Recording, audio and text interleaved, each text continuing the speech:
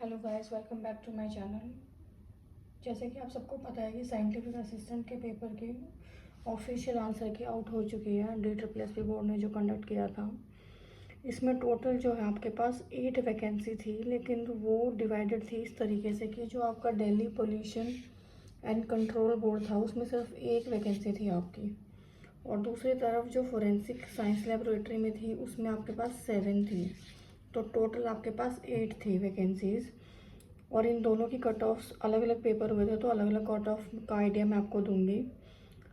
इसमें अगर हम बात करें सबसे पहले दिल्ली पोल्यूशन कंट्रोल कमेटी की, इसमें आपके पास सिर्फ एक ही वैकेंसी थी। तो हमारे पास चाहे वो जनरल हो, OBC हो, SC हो या ST हो या फिर EWS हो, इसमें कोई डिफरेंस तो होगा नहीं क्योंकि एक ही वैकेंसी थी। अलग से OBC, SC, ST या EVS में कोई वैकेंसी नहीं थी, 0 वैकेंसीज थी। तो कट ऑफ सबकी सेम ही रहने वाली है। अब इसमें पेपर के डिफ़िकल्टी लेवल को देखते हुए जो पेपर 1 है हमारा, इसमें 70 एक गुड स्कोर होगा क्योंकि रीजनिंग लेंदी थी, मैथ्स काफ़ी ज़्यादा कैलकुलेटिव था, और जीके भी हमारी बहुत सिंपल नहीं थी, मॉडरेट लेवल जीके का भी था। इंग्लिश और हिंदी का भी हमारा एक मॉडरेट लेवल था, हम लोग टू इजी नहीं बोल सकते। और इस पेपर में क्योंकि हमारे पास 20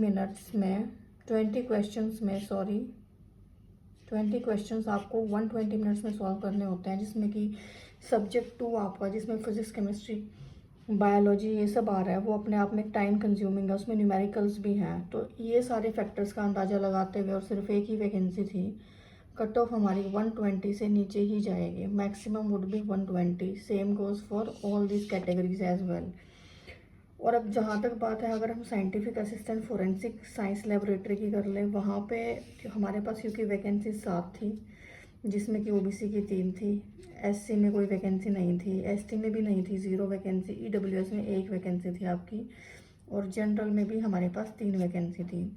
तो इसकी कट ऑफ स्लाइटली वेरी कर सकती है, मैं 5 नंबर कम मान के चल रही हूँ उससे, जिसमें कि 1 वैकेंसी थी। 110 से 115 के बीच में आपकी कट ऑफ रहनी चाहिए। वहीं पे OBC की 95 से 100, उसके बाद SC की 110 से 115 के बीच में सेम ही रहेगी, क्योंकि वही कोई वैकेंसी है नहीं, हमारी जनरल में काउंट हो गए। फिर 110 to 115 में, और ये भी 95 से 100 के बीच में EWS की हमारी रहनी चाहिए।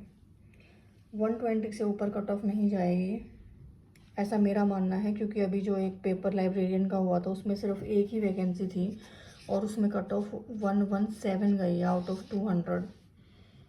जब वैकेंसी कम होती है तो ऐसा नहीं है कि अनएक्सपेक्टेडली आपकी कट ऑफ शूट कर जाएगी, क्योंकि एक जो मैक्सिमम मार्क्स सिक्योर करने का क्राइटेरिया है based on the level of difficulty of exam, वो उसको उतना बढ़ने नहीं देता है। Thank you so much.